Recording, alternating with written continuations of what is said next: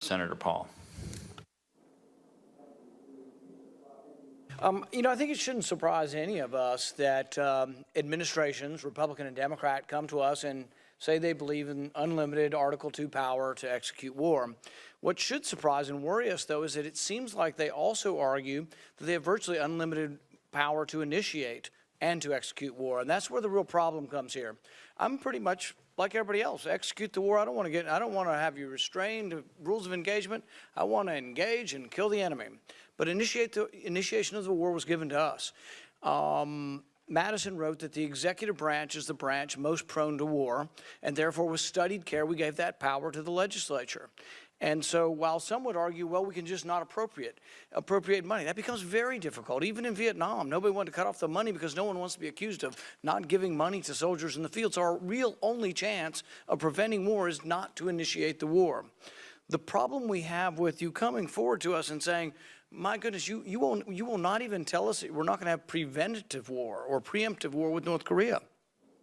This sends a signal, not just that we're willing to do first strike, but what signal does it send to enemies of other nuclear powers, enemies of Russia, enemies of China, enemies of Pakistan, of India, that we're reserving the right, if we don't like what weapon you have and we think it might reach us, we may as well just take you out. I mean, look, Pakistan and India are pointed at each other. You got Israel pointed at Saudi Arabia, pointed at Iran. You have all of these enemies, and if we're going to assert that, yes, we have the right and the will, and we will take preemptive war against a nuclear power, I think that's very troublesome. But if we want to fix it, we should fix it. You know, we complain, administrations want to take power, we should reassert our power. It's not just us. It's been generation after generation of Congress just acquiescing in this. And while I applaud the AUMF that's being put forward as asserting our authority, if it doesn't limit the authority of the executive, I'm not sure we're a lot better. My problem, the executive branch thinks it's too restrictive. I think we'll still authorize war in 34 countries, at least 7 for certain, but probably 30 some odd. So when we look at this and we want to ask whether or not there should be limitations, whether or not we are prepared to be involved in perpetual war, or whether we're prepared to let any president involve us in perpetual war, we have to think about this. I mean, the war started in the first generation after Muhammad. I mean, when you got Ali Hussein and Yazid the first fighting in 680, they still remember the Battle of Karbala. The Shia still mourn that battle 13 some odd years later. Are we willing just to not have any more votes and say the vote in 2011? No intellectually honest person thinks 2001 has anything to do with this. I promise you that. It says specifically we're going after the enemies who attacked us. ISIS had nothing to do with that. Nobody in Niger has anything to do with 9/11. Other than they have sort of this ideology of radical Islam. But I don't think we gave the executive branch a blanket authority just to go to war anywhere they want against people who they say are a part of radical Islam.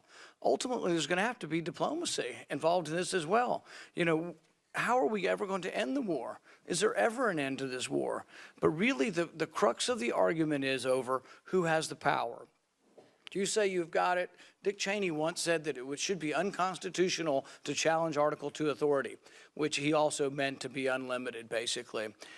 The Constitution was very clear. We were supposed to initiate war. Doesn't matter whether it's a state or a non-state actor, initiation of war comes from Congress. And I believe that very strongly. And I think if we all did, we should assert our power. We have the ability to assert our power, and we should resist when the administration, anyone, Republican or Democrat, comes before us and tells us they believe the ability to have preemptive war anywhere, anytime, and they have the ability to continue to fight a war against an ideology wherever they perceive it to be. So I think it's very, very dangerous, and this should be a wake-up call to all of us, and if we can come together. What I would say, though, just passing AUMF is not enough for me, because it should be an AUMF that does give us some hope of someday coming to an end, and someday there will be an end to the war. I see no end to this war historically. I think the war and the answers are going to come from within Islam.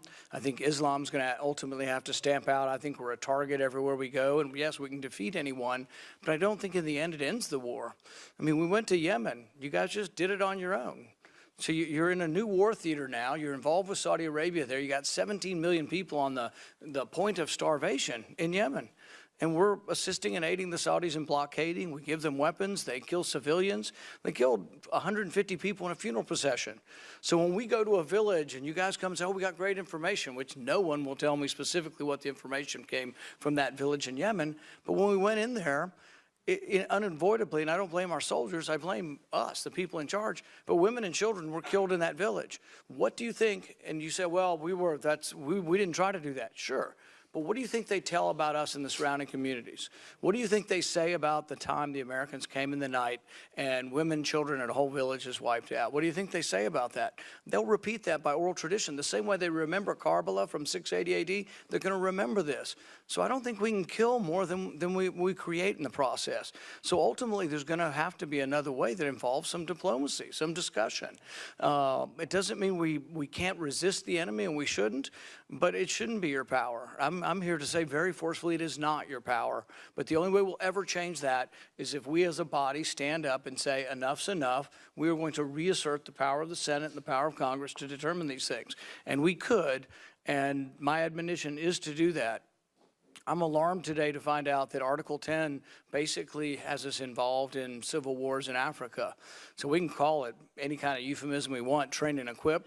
But it sounds like you've got a conflict going on there. You've got conflict going on in Nigeria. We have 6,000 troops in 54 countries in Africa, and we should just blithely say, oh, we were given this authority under Article 10 to be anywhere, anytime. I was alarmed that you were going to justify it with 9/11. I'm even more alarmed that Section 10 or Article 10 sounds like you believe you can be anywhere, anytime, whether there's a war going on or not. And we can say it's train and equip, but I suspect there's more going on in Niger than train and equip. But I don't think there is ultimately a question in there other than a hope that we as a body would pull together and stand up and resist, not because you're bad people, you're good people. You served your country. You want what's best for your country. All our soldiers are. But the balance of power. Madison said we would pit ambition against ambition. So we would check and balance each other. We haven't been checking and balancing the executive branch for 60 some odd years, maybe longer.